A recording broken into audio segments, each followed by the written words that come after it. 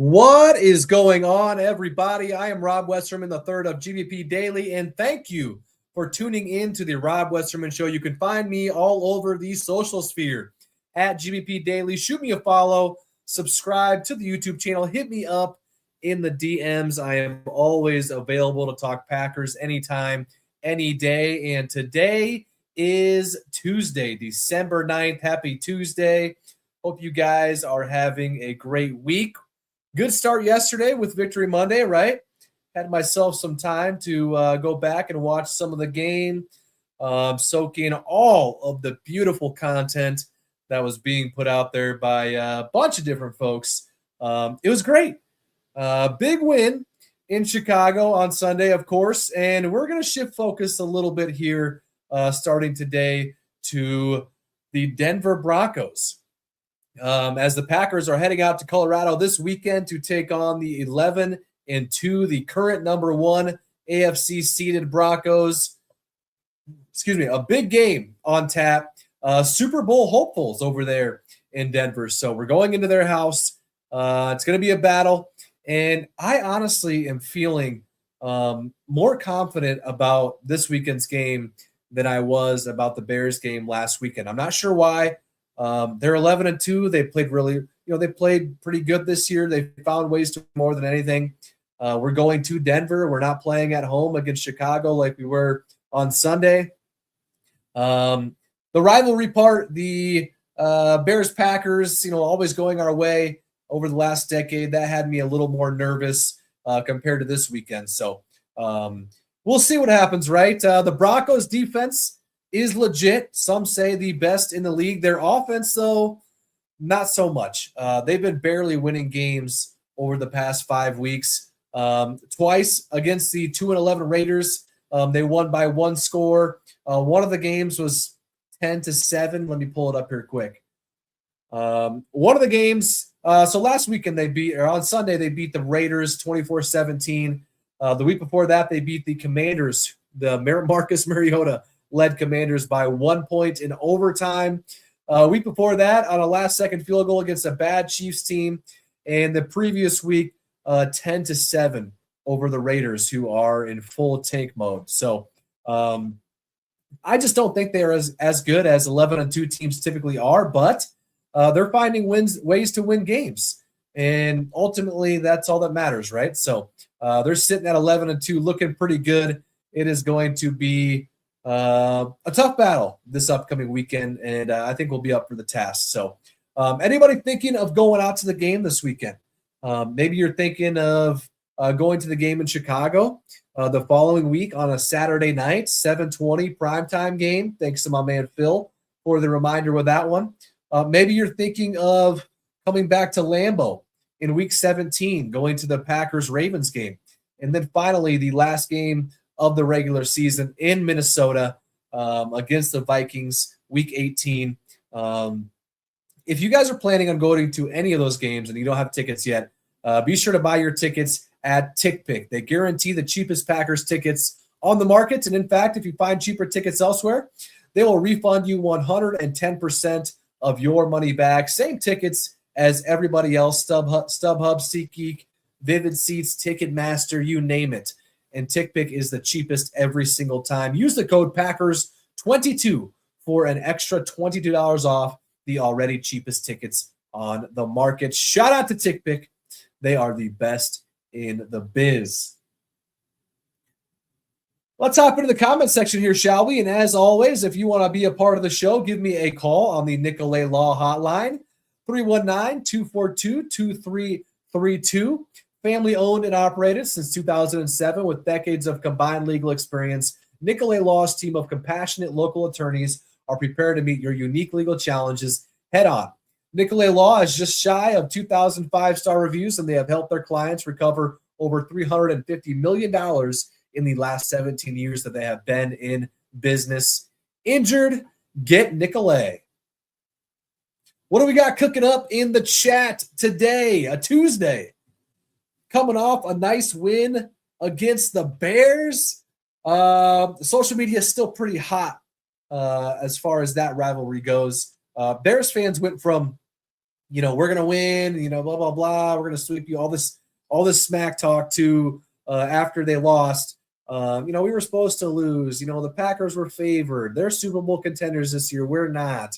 Kind of like gosh, what do you want to call it? A morale, the morale, whatever you want to call it.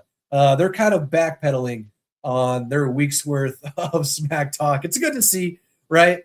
And all in good fun. I haven't really tapped in too much with the smack talk, but I did post a couple pictures of Micah Parsons yesterday, just getting mauled, whether it's, a chokehold, a hands to the face, a holding, and that got some folks fired up. I didn't state anything crazy, no hot takes. I just said, hey, he's had 0 holding calls go against him this year, and it's crazy to think that Micah Parsons has drawn 0 holding calls. It's wild. You think that the refs have some sort of vendetta against him, but hopefully that'll change this weekend if he is indeed getting mauled like he was against Chicago, like he was the 13 weeks prior as well. So what do we got cooking up? My man Phil in the house. My man Rakeem is in the house. Rakeem, been a while. How you been, my man? What's up, Rob? I'm so proud of what the Packers have brought to the table recently. Packers and Broncos is going to be the game of the week, most definitely. Go Pack, go. Rakeem, great to see you. Thanks for hopping in the chat. I'm excited. I'm excited about this team. It's been a fun year to watch outside of the injuries here and there, mainly to Tucker Kraft and Jaden Reed. Christian Watson starting out, obviously not being able to play. But Jaden Reed's back. Christian Watson's back. And, yeah, we're looking pretty good, right? We are in almost mid-December, and we have lost 3 games. I don't think that gets enough credit or enough eyes. The 9-3-1 record is kind of ugly looking. But middle of December, and we have 3 losses. I will take that every single year. We're doing pretty good. And that's those losses, too, by the way, against the Eagles, right? 10-7, just a super close game. The other loss to the Browns on a last-second field goal when we were in position to win that game. And then the other loss against the Panthers on a last-second field goal. So we were super close to being, 10-2, 11-2 team. But that's how the NFL is, right? The margins are super slim. And 9-3-1, I'll take it.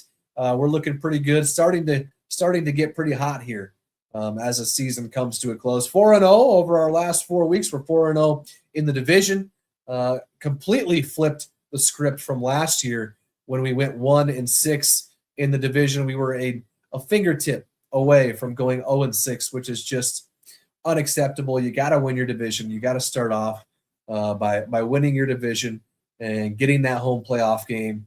And the Packers are on their way to doing just that. A couple games left here yet, but so far, so good. Thank you, Rakeem, for hopping in. Appreciate you as always.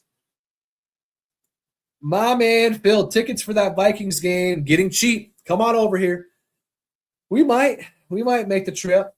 I've been to US Bank, not for a game, but I've toured it, and it's a really nice stadium. So I've heard it's really loud and kind of a harder place to play. So we'll see. Maybe that'll be an option come later in the year. I think we are going to the Ravens game, though, the week before, so that might kind of halt those plans. But we shall see. Thank you, Nick. Thank you, Phil. Dynamite. Can we make heads or tails about the absolute travesty that is the weird narrative that Jordan Love is somehow a hot and cold and wildly inaccurate quarterback? I can't get it. Yeah, that's just the talking heads on social media, right, that actually don't necessarily watch the games. They kind of like to just put out some hot takes here and there. And the Packers being, one of the more popular teams, one of the better teams in the NFL, if they ever decide to post something, it's probably going to have to do with one of those better teams, one of the more popular teams, which that is us. And the quarterback, of course, Jordan Love, a popular target for good and bad things as far as headlines go. He's had 4 picks this year. So Not sure how folks can call him wildly inaccurate. That's just, blatantly false. I saw Rex Ryan earlier this year saying that when the Packers need him at the end of games, he always throws interceptions, and that couldn't be farther from the truth. Just guys that clearly aren't watching the games, talking about them, which for whatever reason they're still getting paid to do so. But yeah, I see stuff like that, and I just keep on scrolling. Every once in a while, I'll comment on something, not that it does anything, but I just keep on scrolling. There's too much good content out there to for me personally to sit and go back and forth over somebody who didn't watch the game in the first place. So hey, Dynamite, appreciate you for hopping in. Have yourself a great Tuesday. Nick, I started to get really frustrated with Matt LaFleur, but I really think ever since the Giants game, he's been very, very good. I'm glad he's stepping up. Any chance policy told him he's coaching for his job? Nick, that's a valid question. I don't think if that were the case, I don't know if he would have told him that, right? I'm sure there were some insecurities that Matt may have had as far as like a thought during that stretch to be like, hey, I got to pick it up. Otherwise, that extension isn't guaranteed. But I think all that is out the window now. And I never actually thought that was a possibility. I think the only way that that would have been a possibility is if, it would have been a catastrophic year. We win under 5 games and just, he loses the locker room, that sort of thing. But I don't think that's happened. I know that hasn't happened. And obviously we're 9-3-1. So looking pretty good so far. And I love Matt. I love him as our coach. I do. There are some things that get you frustrated, right? The short yardage play calling, which recently has actually worked pretty well. We had a 3rd and 1 right late in the game, and it was a shotgun handoff up the middle, and it worked. And so I know that was a big calling card for him earlier on in the season. But yeah, I don't know if policy would have ever actually told him that. But of course, that's just my opinion. I have no inkling whether that would be the case or not. Thank you, Nick. Appreciate you. What else we got? Packers finally using Luke Musgrave right, using him vertically and not horizontally. He'll never get us Tucker Craft production, but I do think Luke can consistently make 20-plus yard catches. Completely agree, Nick. And I think I was talking with you about this last week, maybe the week before, about he's not a tight end that you line up in line to block. He's not a tight end that you leak out into the flats and expect him to get some yards after the catch. Put him in the slot, have him running down the field away from guys, and that's what he does best, right? He's pretty much a receiver that for some reason is in the tight end room, right? A little bit bigger of a receiver, and we've seen him do pretty well over these last couple weeks, doing just that, running vertically and not horizontally. So, Nick, I'm with you. I'm excited about Musgrave just being another option, at least. When Tucker went down, I had some pretty optimistic, homeristic hopes for him to really step up. That hasn't been the case, but at least he's now becoming at least an option for Jordan Love to throw the ball to, whereas that first week he was unplayable. So he's kind of bouncing back, which is great to see because he is talented. We saw it against the Bears. We saw it the week prior against the Lions. So just got to get him the ball downfield, like you said, Nick. Thanks for hopping in. What else we got? Phil, same barber as LaFleur. No, I think my barber's probably a little cheaper than Matt LaFleur's barber. I think their team barber actually has a spot inside Lambeau. I think I saw. He's got like his own little, shop in there. And most, if not, a lot of the players / coaches probably go to him, I would imagine. But I'm not sure if that's the case 100%, but I'm pretty sure I saw something not too long ago about his new digs at Lambeau Field for the barbershop. But I don't know. I'll have to look into that. If so, that would be sweet. Raymond, favorite current Packer? I'll throw that question up there too. Great question, Raymond. I'm used to answering the favorite of all time Packer question, right? But favorite current Packer, that's a good one. I can't say I have like a super favorite from like a fan perspective. Jordan Love's an obvious choice. Josh Jacobs, Micah Parsons as of late. But I think my favorite player to watch is Christian Watson. That goes without saying why he's fun to watch, right? But he just seems to be a different type of athlete out there compared to everybody else. Glad to have him back. And let me know who your favorite Packer is, current Packer, in the comments. I love Edgerrin Cooper, Evan Williams. All of our guys are so new that, like, for me, it takes a few years and, a compilation of great plays or memorable plays to kind of build up that favorite player stature. And yeah, I don't know. I can't say I have one that sticks out.